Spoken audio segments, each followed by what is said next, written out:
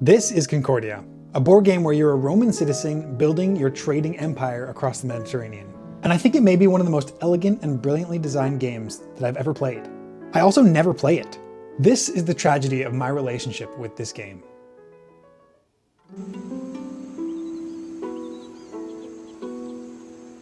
So it all starts out with me being interested in Roman history, of course. I read Rubicon, which I have a video of, and that really started me on my journey in Roman history. I became very interested. Tell them to bring out the Roman history. Tell them to bring out the Roman history.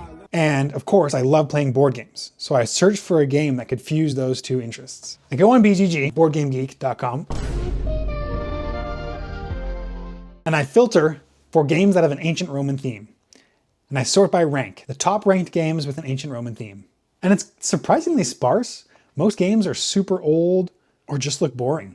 But near the top of the list, sitting at number 23 of all time of all board games, is Concordia. And I'm a little apprehensive. It says it's a Roman theme, but it looks kind of crappy. It's super beige, the art isn't too enticing, and it looks like a standard Euro game. Pushing around resources, optimizing your hand of cards. Nothing too flashy. With some apprehension, I watch a couple of reviews of Concordia, and I can't find a good alternative that satisfies my Roman theme itch. So I decided to get the digital version on my phone. It's like $5. I can play it a couple times, see if I like it. And this is where it begins.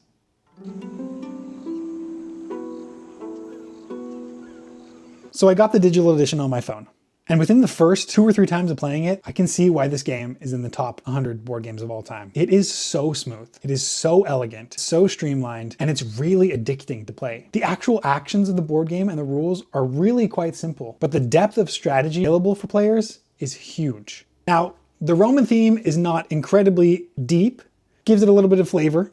You're trading for Roman-themed resources, wine and cloth and metal and wheat. But despite its somewhat weak theme, I'm happy to be living in this Roman trading world as I really get absorbed into the game. So I finally buy the game, it comes, and immediately I unpack it and look for ways to deluxify it. I'm bored with the boring Catan wooden meeples and houses.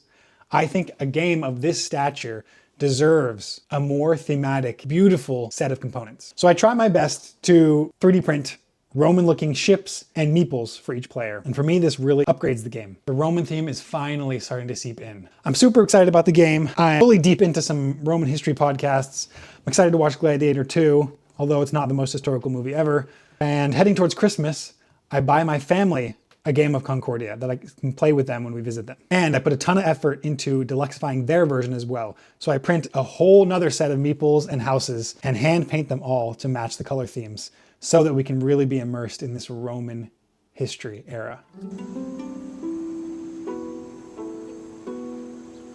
And we open up this gift at Christmas and we play it once. It was fine.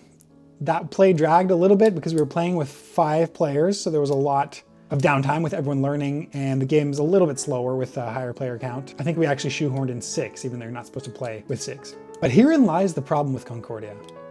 Every time I play it, I feel like a little insane because I love it and I come away from the game thinking, wow, that was so fun. And then I look up from my player board and I feel like everyone else is has been ready for the game to end. I rarely play my personal copy of Concordia. And I think the problem is in the presentation. It's in the package. Trading beige wooden resources and picking up beige cards just isn't a big draw for most people.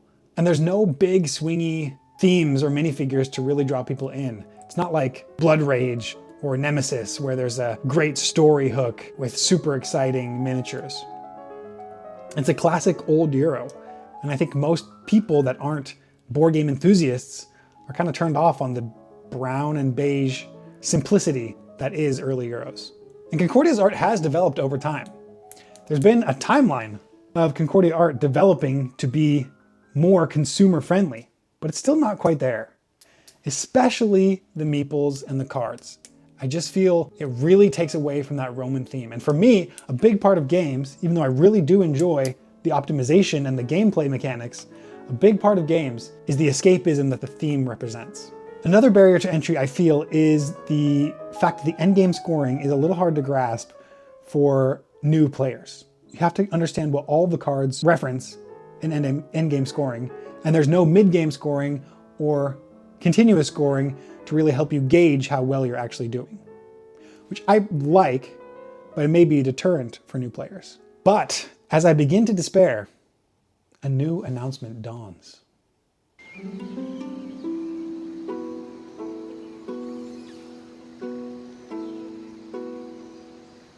Awaken Realms is putting out a brand new deluxeified edition of Concordia sometime in the next year or two. A preliminary cover image and a minifigure model drops, and the campaign to reinvigorate Concordia starts to get a lot of buzz. This is exciting because Awaken Realms has done some really pretty deluxeified versions before. Games like Puerto Rico, Castles of Burgundy, Agricola, and I have been waiting for someone to take Concordia to the next level. It really truly deserves the deluxeified treatment. And I think it'll help me play it way more often. But as I look at the announcement images, I get to thinking, I'm not sure if this is the direction that I hoped for the game. The cover isn't a massive thematic improvement on the existing cover.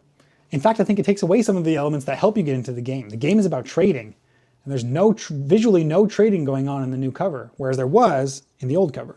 The overtly Roman visuals are kind of downplayed. This looks like any other fantasy concept art, and that hurts my heart. And overall, it just looks a little bit generic, for lack of a better word. I'm still optimistic for this special edition, but I have some hopes.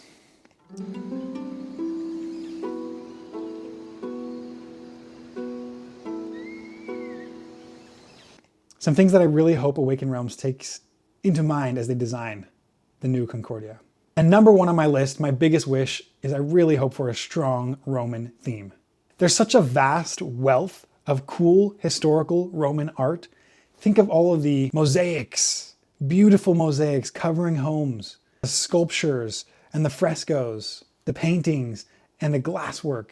I actually recently was able to see a museum in Trier full of Roman art. And I was blown away by the amazing everyday items they had there, like the glasswork and the brooches. And they had a huge collection of mosaics that was so awesome to see. I think the inclusion of this type of art into the special edition would really heighten it for me. And I think you can still do it in a way that appeals to your average viewer. Another fact is help out with the endgame scoring. If there was a better player aid, I think that's the easiest way to tackle this, that was more clear about what cards you buy from the market actually correspond to what aspects of your empire being built out, I think that would help the teach a little bit at least. Perhaps not the initial sell, but the teach. Overall, I just hope they keep the spirit of the game that Concordia has, while also dialing up the thematic immersion a little bit. I think that's the only area in which Concordia lacks. The art, perhaps some of the mechanisms a little bit, although the game is so fine-tuned that I don't know if changing mechanisms to be more thematic would actually help or hurt it. But the art for sure. I just hope Concordia keeps its Roman theme. Thanks guys for listening to the ramblings of a wannabe history nerd. If you want to check out any of my other videos, I've got a great one about an entry-level Roman history book that I'll link to here if you want to read that. And I also have my most anticipated games of this year, the ones that I'm really excited for. I've got 4 or 5 bangers that I cannot wait to play when they get delivered this year. So I'll catch you guys later.